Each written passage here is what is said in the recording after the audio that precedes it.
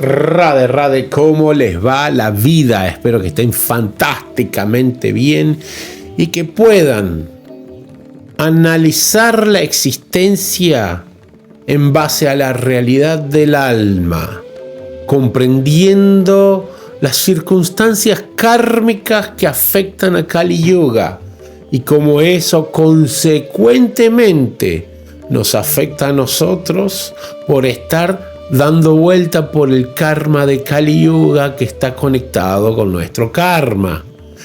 Debido a eso y debido a lo que está pasando hoy en día, quiero hacer un video muy interesante que me pasé fácil 3 horas haciendo un verdadero estudio y análisis para poder acomodar, buscando la información apropiada para ponérselas aquí.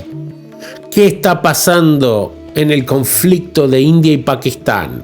¿De dónde viene? Vamos a hablar un poquito más que todo de la historia real, no la historia que nos montaron. No se olviden que quien hace la historia generalmente casi siempre es el ganador y la historia oficial nunca tiene mucho que ver con la verdad, ni mucho menos con la esencia original de lo que le pasó al que perdió, o al que quieren que pierda, o al que quieren que quede oculto.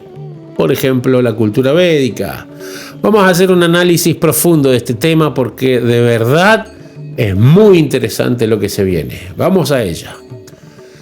De Bharatavarsha, unida al Pakistán India contemporáneo. Una travesía de milenios a través de reinos, imperios y decisiones políticas. Vamos a ello. El sustrato civilizatorio común. La civilización del Indo, del 3300 a.C. al 1300 a.C. Ya, de ahí en adelante ya pueden empezar a tener una idea de cuál es la idea en relación al calendario gregoriano, pero esto es muy inferior al conocimiento de lo que es Asia. Vamos a ello. Las ciudades de Mohenjo-Daro y Harappa, hoy en Sindh y Punjab pakistaní, eran focos de la primera gran cultura urbana del subcontinente. No existía una India o Pakistán. Todo formaba parte de un territorio cultural continuo, regido por la cuenca del río Indo, I-N-D-O, Indo, atento a eso, y el Ganges. La época védica, se podría decir, no estoy muy seguro, 2500 a 5000 años, a 500 años antes de Cristo. Los himnos del Rig Veda hablan de Bharatavarsha como el hogar de las tribus repartidas desde los Himalayas hasta el Océano Índico. El término Bharata deviene luego sinónimo de India en textos de Itihasa Purana. Próximamente lo voy a explicar a esto en este video. Hey, quédense que al final voy a plantearles uno de los secretos más guardados, pero que hoy en día está tratando de ponerse en público al final del video, que está muy relacionado a la carátula, a la foto que hay en el video. Imperios pan-indios que incluyeron la región pakistaní. El imperio Maurya, 322 al 185 a.C. Chandragupta y Asoka gobernaban desde Pataliputra, Bihar actual, hasta Kandahar, el noroeste. Gandhara Taxila era parte integral de su administración. Yo sé que puede llegar a ser incómodo todo lo que estoy mostrando, pero se los aconsejo, quédense y analicen todo lo que voy diciendo. Va a empezar a tener un contexto al final del video muy claro. Kushan y Gupta en los siglos I al siglo VI después de Cristo. Taxila en Pakistán fue una universidad de renombre global y nodo budista que vinculaba Asia Central con la llanura gangética o de los Gengis Khans y toda esa gente, ¿no? Lo que es hoy, ¿cómo se llama? Mongolia. los sultanatos y mugales, 1207 a 1857, aunque de raíz islámica, sus cortes hablaban prácrito, persa y hindi. Una élite multicivilizatoria regía Lahore, Delhi y Agra, todo en India, como ciudades hermanas. El siglo XIX, el Raj británico y la unidad administrativa. ¿Qué pasó? Gobernación única. La Compañía de las Indias Orientales y luego la Corona británica organizaron el subcontinente, incluido el actual Pakistán, bajo una sola autoridad, British India. Ferrocarriles, censos y ejércitos funcionaban como un sistema unificado. Ahora bien, ¿cómo fue que pasamos de Bharata a India? Aquí es donde se pone interesante.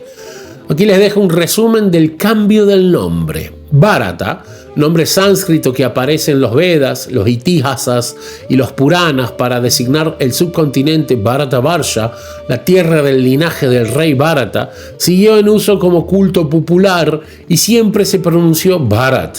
Pero claro, la A al final es una desvirtuación más que empezó a utilizarse mucho cuando entró el sánscrito en contacto con los británicos, los americanos y todo esto, ¿no? El cruce persa-griego, el río Sindhu, Sindhu, S-I-N-D-H-U, que era el original Indo, I-N-D-O, fue llamado Hindu, con H, H-I-N-D-U, por los persas aqueménidas. La S pasa a ser H. Los griegos de la época de Alejandro adoptaron Hindu a Indos, India, y lo pasaron a eso. Y extendieron ese exónimo a toda la región al este del Indo, o sea, para abajo. La era colonial británica, la Compañía de las Indias Orientales y luego la Corona británica usaron sistemáticamente India, la palabra India, en mapas, despachos y leyes. El Acta de Gobierno de 1858 y la Constitución de 1935 consolidaron la forma India como designación oficial del Raj, del reinado. Partición y Pakistán. Atento a la fecha, 1947. ¿Le suena de algo? 1947. ¿Qué pasó en el 1947 aparte de esta partición tan clave? Sí, crearon la Israel que nunca existió antes, robándole todo a Palestina, no nos olvidemos.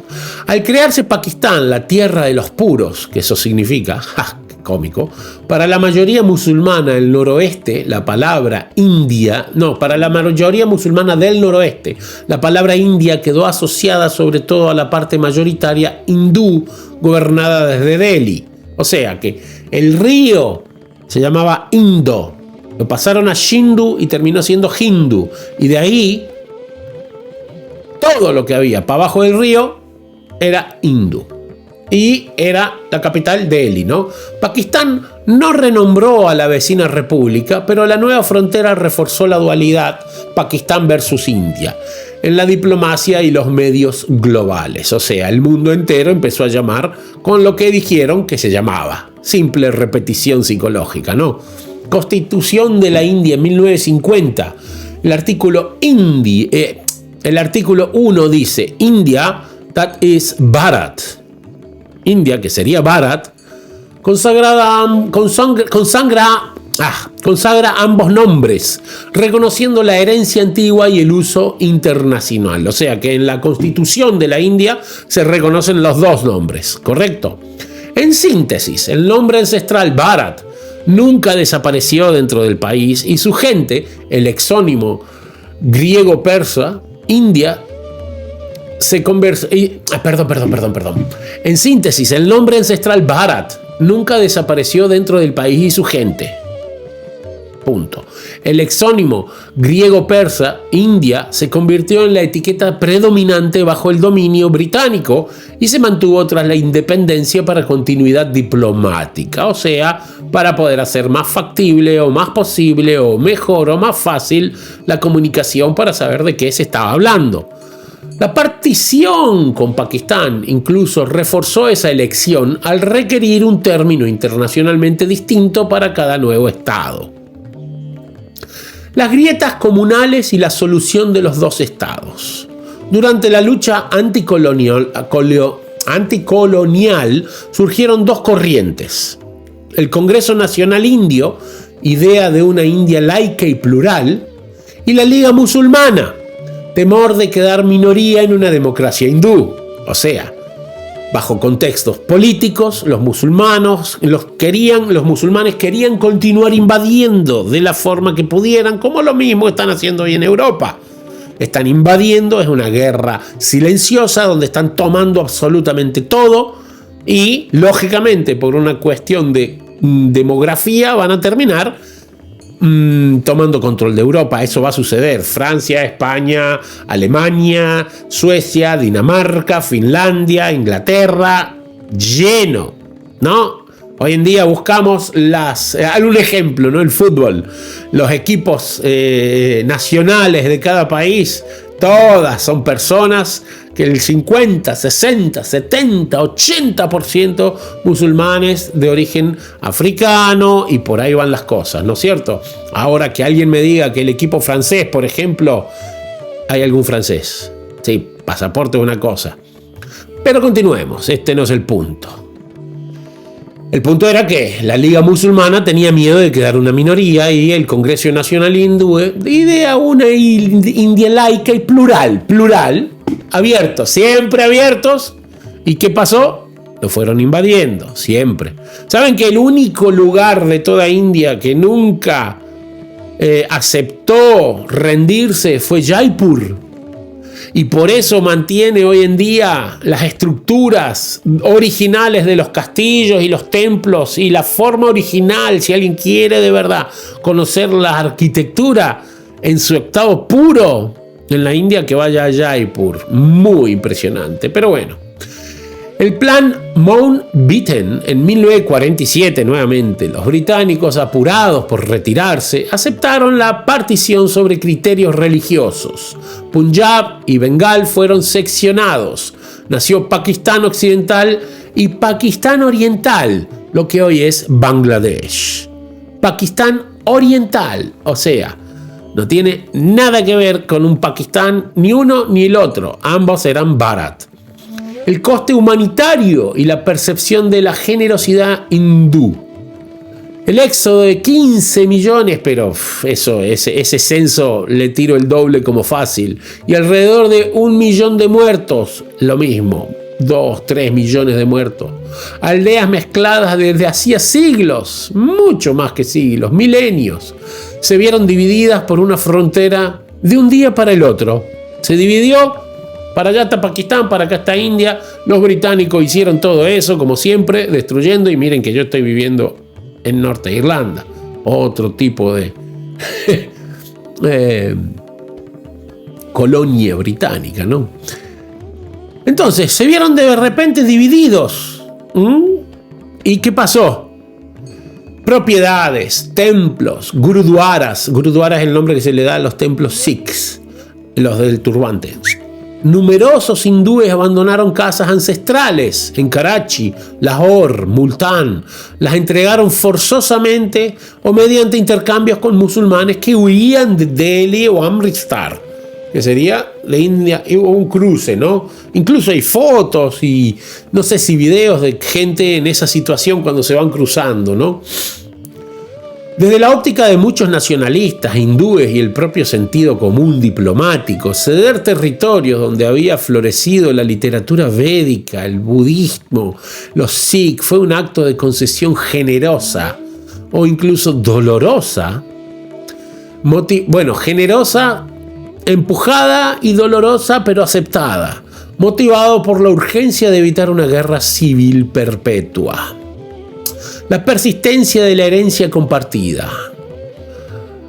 Atento a esta palabra que la tuve que ir a buscar porque no sabía ni qué significa. La toponimia sánscrita y budista. Shindu, Indus, Gandhara, Takshila. ¿Y qué es la topomina? Toponimia. Es la rama de la lingüística y de la geografía que estudia los nombres propios de lugares, ciudades, ríos, montañas, caminos, comarcas, países, etc.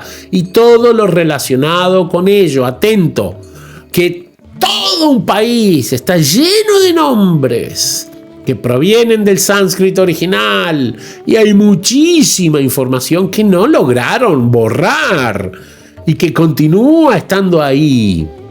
Etimología: investiga el origen de la evolución fonética y semántica de cada topónimo. Por ejemplo, Guadalquivir, del árabe al-Wadi al-Kabir, que significa gran río. La historia analiza cuánto y por qué surgió un nombre, qué pueblos lo usaron y qué cambios sufrió con conquistas, migraciones o políticas oficiales. Distribución geográfica: observa patrones como terminaciones burg, ville, polis, que revelan etapas culturales o rutas de colonización. Taxonomía: clasifica los topónimos en categorías: hidrónimos para cursos de agua, oronimos para montañas, acrónimos para países, etc. La fusión identitaria muestra cómo ciertos nombres reflejan memoria colectiva, mitos fundacionales o reivindicaciones políticas. O sea que todo esto está en base al concepto el fruto de la toponimia. Se emplea en cartografía, arqueología, planificación territorial, correo, rescate patrimonial y en la comprensión de la historia lingüística de una región. Todo eso ha afectado mucho toda esta situación, pero todo está ocultado, no se olviden. El sufismo y el bhakti. Lal Shak Bahar Kalandar en Shewan comparte rasgos devocionales con la poesía de Mirabai al otro lado de la frontera. Ni hablemos de la música, pero eso también lo voy a tocar. El sufismo es la rama brahmínica de los musulmanes y es lo más acercado a la cultura védica y a lo que practican los brahmanas. Es más, hay muchos sufíes que cantan y yo escucho acá en casa, los niños escuchan como parte de la educación porque cantan desde la música hindustani clásica. Ahí continuaré, ya les voy a hablar de eso. El idioma: el urdu literario absorbe vocablos sánscritos. El hindi moderno admite préstamos persas originarios de Lahore. O sea, todo está conectadísimo para probar que Bharata era Pakistán, que Pakistán era Bharata, Bangladesh era Bharata, y así en planeta entero, pero estamos especificándonos en Pakistán aquí. Conexión entre la música hindustani clásica y el sufismo. Esto está interesantísimo. Puente histórico: Delhi y el sultanato, siglos 13 al 14. En la corte indoislámica, porque en un momento dado había unidad armoniosa, florece el intercambio. Amir Khusrau, poeta y músico sufí de la orden Shishkintia, adopta modos persas al sistema Ragatal, crea formas mixtas, tarana, kadwali, y sienta la base del estilo Khayal. La orden Chishtiya y el Sama. Los santos sufíes de Ajmer y Delhi emplean la escucha extática, Sama, como vía mística para atraer públicos hindúes. Incorporan ragas locales, ciclos rítmicos, tabla, Pakhawash y textos devocionales en Hindavi o Brajvasa, de Vrindavan, directamente en Vrindavan, junto al persa urdu. El nacimiento del Khayal en el siglo XVI, disculpen, es que está en número romano, 17 al 18. No, del 17 al 18. Las gharanas de Gwalior, Jaipur o Agra heredan la estética e improvisación más la poesía típica de las jam sessions sufíes, porque los sufíes tenían una demostración devocional muy intensa y dulce, tierna, cariñosa, realmente muy atractiva. Lo veo yo cuando cantan y dan una descripción, porque hay videos hoy en día, más allá de que mis hijos también me traducen a veces, que da una descripción de lo que cantan. Y obviamente tiene una comprensión que no tiene nada que ver con el Corán, están totalmente relacionados a Krishna, Radha, Vrindavan y todo eso. Sufíes que son musulmanes, ¿no? El cantante explora la raga mientras declama versos esotéricos llamados bandis, muchos de ellos firmados con seudónimos islámicos. O sea, la modificación de las situaciones para favorecer sus realidades momentáneas. Muchas de las personas que han hecho esto tenían una presión externa política para que suceda, ¿no? Qawwali como forma paralela. Aunque no se considera música clásica estricta, el Qawwali usa ragas hindustanis. Es más, hace poquito un amigo me dijo que él viene teniendo, muy loco todo esto, es un ejemplo para que se tenga en cuenta y cómo funciona todo esto. Él viene teniendo una situación bajo presión de sus padres. Una locura esto, ¿no? Según mi opinión, para que tome medicamentos porque se considera que es una persona que está mal o que está esquizofrénica o que tiene problemas psicológicos, psiquiátricos, simple y llanamente porque quiere ser feliz, quiere seguir el Sanatan Dharma, quiere vivir una vida en el estado de la conciencia del ser puro. Y hace poquito me contó de que tiene permiso para dejar de tomar las medicinas que le están haciendo muchísimo daño. Solo él es catalán. ¿Sí? ¡Ja! Sí, atento a esto.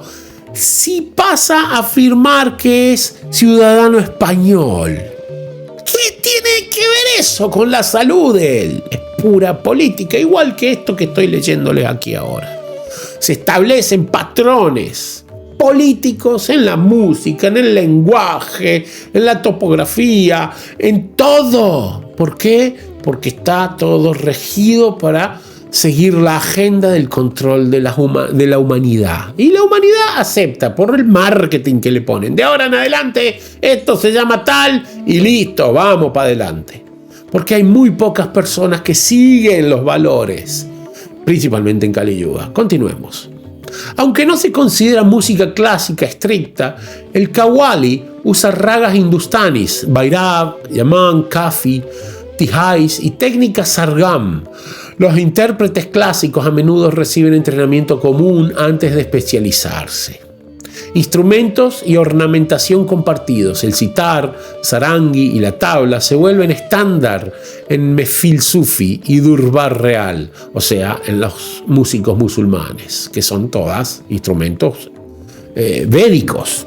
La ornamentación murki gamaka y la cadencia bol band pasan de una tradición a otra, y así se va expandiendo, hasta que, claro, yo me muero si no le paso este conocimiento a mis hijos o se lo paso desvirtuado. Ellos van a empezar a creer que aquella verdad, esto yo le digo, esto mi hijo se llama un barco, es un barco, ¿entendés? Es un barco, y se lo paso a mis hijos, y mis hijos les pasan a sus hijos, y llegará un momento en que todos van a creer que es un barco y nunca se fueron a analizar si era de otra manera. Y así, esto yo se lo puedo decir en un contacto directo yo y ellos. Pero ¿y qué pasa cuando? ¿Qué pasa cuando esto es a nivel global, cuando sucede con un marketing bestial, como lo que pasó hace poco con todo esto del 2021, ¿no es cierto? ¿Para qué les voy a citar el nombre? Si ya lo saben, lo de las mascaritas.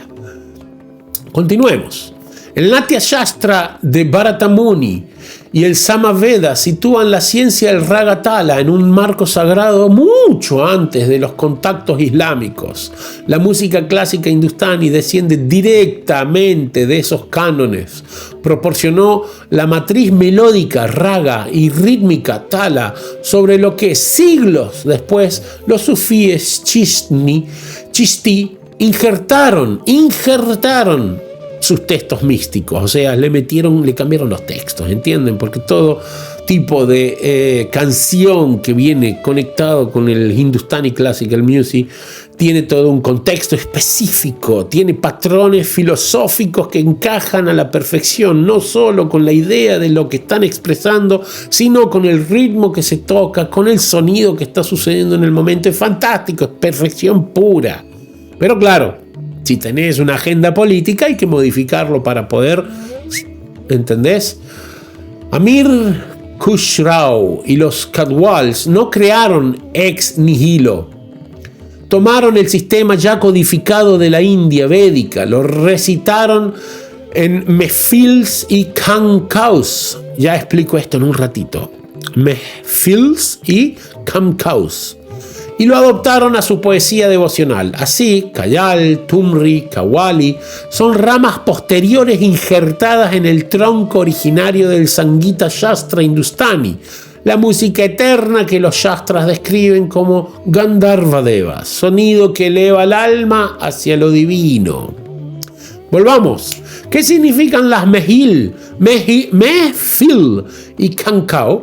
La mehfil, reunión íntima de música y poesía, encuentra su antecedente en la Sabha o Gandharva Mandala, descrita en el Natya Shastra, capítulo 1, versos 107 al 121. Asambleas cortesanas donde los rishis, los sabios y los reyes saboreaban ragas, danzas y recitados épicos.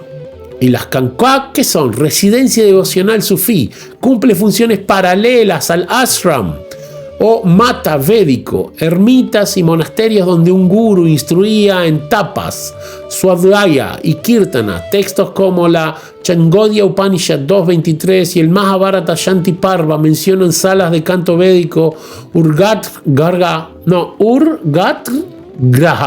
y recitación sadas idénticas en el espíritu al Sama Sufi. O sea, ¿entienden la idea?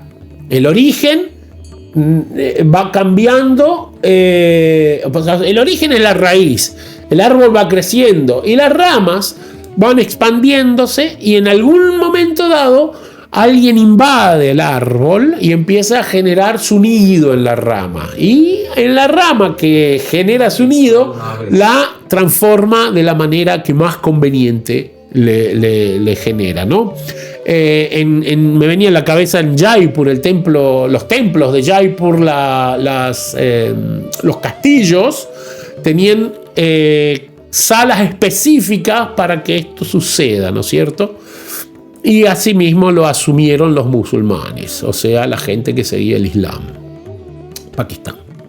Finalmente, el uso de la música como vía de elevación espiritual se halla codificado en el Gandharva Veda, rama del conocimiento que sistematiza cómo el sonido une la conciencia individual con lo divino. Pasajes del Bhagavad Purana 1.15.36 y el Sveteshwara Upanishad 2.12 aluden al mismo principio. En síntesis, el mehfil retoma la sabha, una audiencia reducida que aprecia la improvisación, la erudición lírica y el Rasika Bhav. El Rasika Bhav es la conexión, la emoción dulce en relación a Radha y Krishna, el arte de saborear la emoción estética. El khankau refleja el ashram mata, hogar del maestro, centro de práctica colectiva y refugio para el caminante. Y la teoría musical que anima ambos espacios, el sistema Raga-Tala, procede de los tratados védicos sánscritos, Gandharva Veda, Natya Shastra, antes de fusionarse con la mística Chishti. Así, aun siendo instituciones sufíes en su forma histórica, Mehfil y Kanchak, comparten la misma arquitectura funcional que las antiguas asambleas artísticas y los retiros espirituales celebrados en la literatura védica, comprobando una vez más el origen primario védico. Y como todo, es solo buscar el origen. Si tú te vas al origen del Natya Shastra, por ejemplo, de los Vedas, vas a ver que hay mucho más antigüedad que lo que hay en lo que es este tipo de prácticas en Pakistán, por ejemplo, ¿no? Entonces, ¿qué significa? Que lo anterior vino primero, ¿no es cierto? Sentido común. Conclusión con regalo al final. Les voy a tirar un regalito al final para que lo pongan a pensar por si no tienen ya el entendimiento de todo lo que esto significa, porque Este tipo de invasión zonal y robo violento de la idea cultural para adaptarla a nuestro nuevo proceso, que es lo que hicieron, está en todas las ramas. La arquitectura es la que voy a hablar en un breve, la música, el idioma, la cocina y todo, porque tienen que robar toda una idea, no parte, ¿no es cierto? Y adaptarla y transformarla y transgredir la pureza, o sea, diluir la esencia pura. Conclusión con regalo al final. Pakistán no se separó de una India homogénea. Ambos nacieron en 1947 como estados modernos. Sin embargo, el territorio, igual que Israel y Palestina, ¿no? Sin embargo, el territorio pakistaní fue durante casi 3 milenios parte integral, muchísimo más,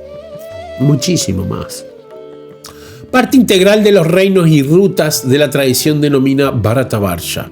Para muchos hindúes, la partición significó ceder geografía sagrada: Taxila de los Guptas, el Punjab de los Sikhs, el Sindh asociado a Krishna con la esperanza de alcanzar la paz. Diplomacia pura y dura, o diplomacia, como se diga. Invasiones musulmanas y huella histórica. A partir del siglo 8 después de Cristo, tropas musulmanas entraron repetidamente por el noroeste. Muhammad bin Qasim, 711, conquistó Sind y Multán para los omeyas. Mahmud de Ghazni, siglo XI, lanzó incursiones casi anuales, saqueando templos ricos como Samnat, pero toneladas de destrucciones violentas que hicieron por siglos y siglos y siglos. Igual que lo que hicieron con España por 800 años, y así tanto va, ¿no? Pero también todo esto es parte del karma. Pero es bueno saber cómo fue la verdad de ese karma, ¿no?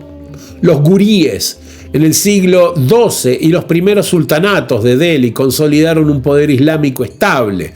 Los mugules en el siglo XVI al XVIII fundaron persa, el turco, el sánscrito.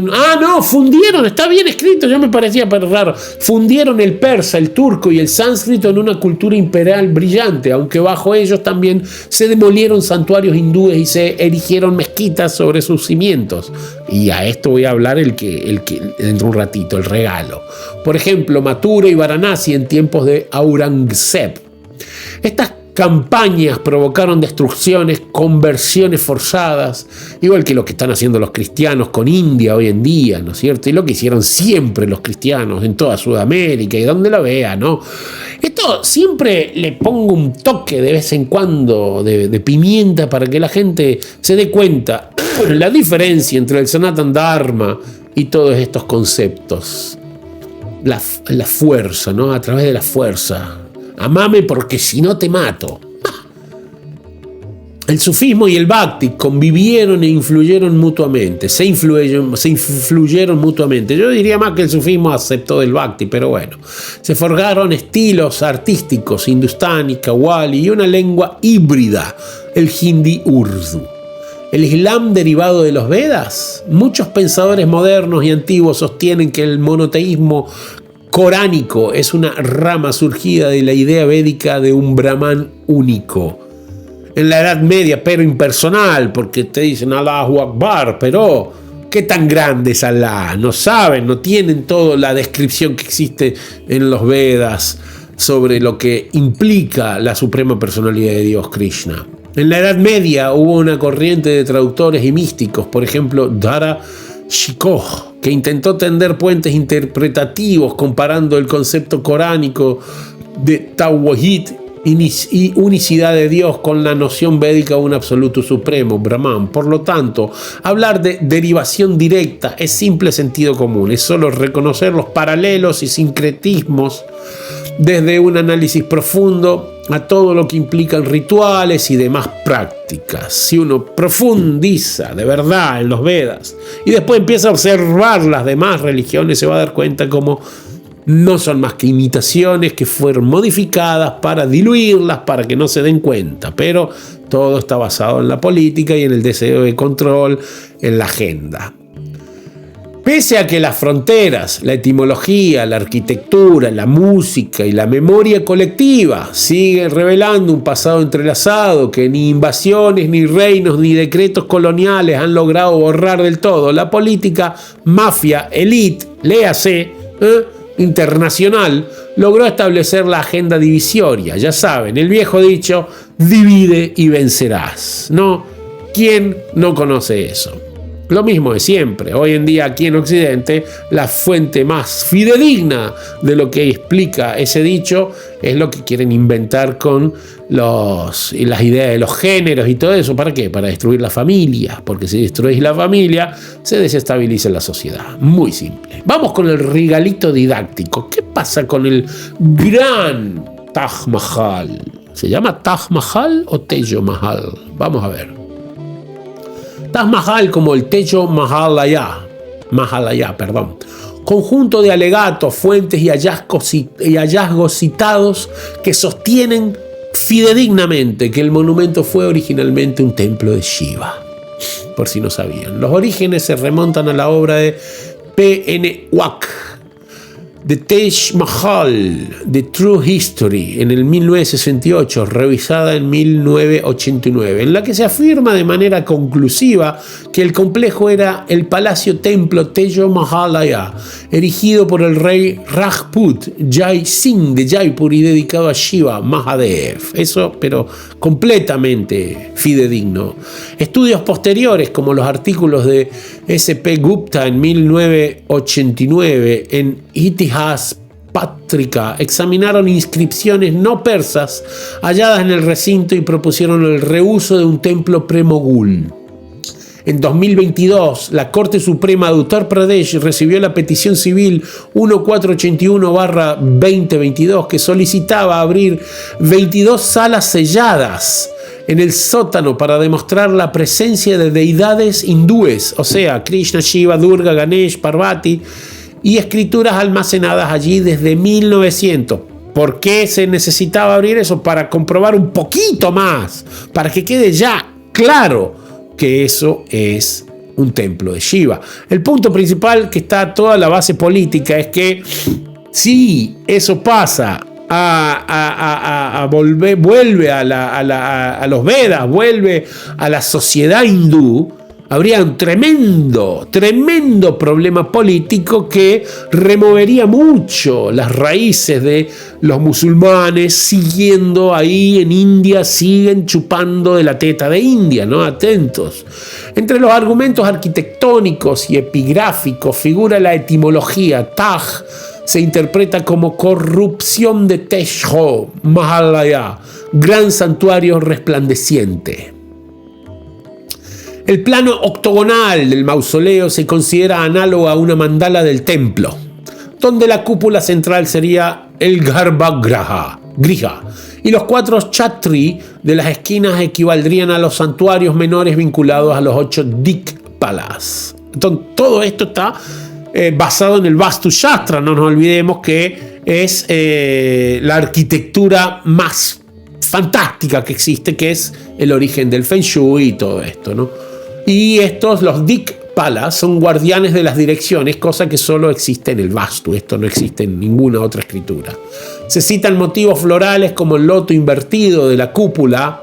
Si ustedes ven en la foto del video, o vayan a buscar cualquier foto del Taj Mahal, van a ver que hay un loto.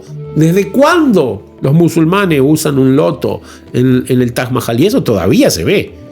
Se citan motivos florales como el loto invertido de la cúpula y el tridente cifrado en los arabescos, así como fragmentos de arenisca con escritura Devanagari y un bloque con la marca de 1399 Bikram, que sería 1343 después de Cristo, preservados descritos por OAK en los depósitos de Archaeological Survey of India, que se dice así.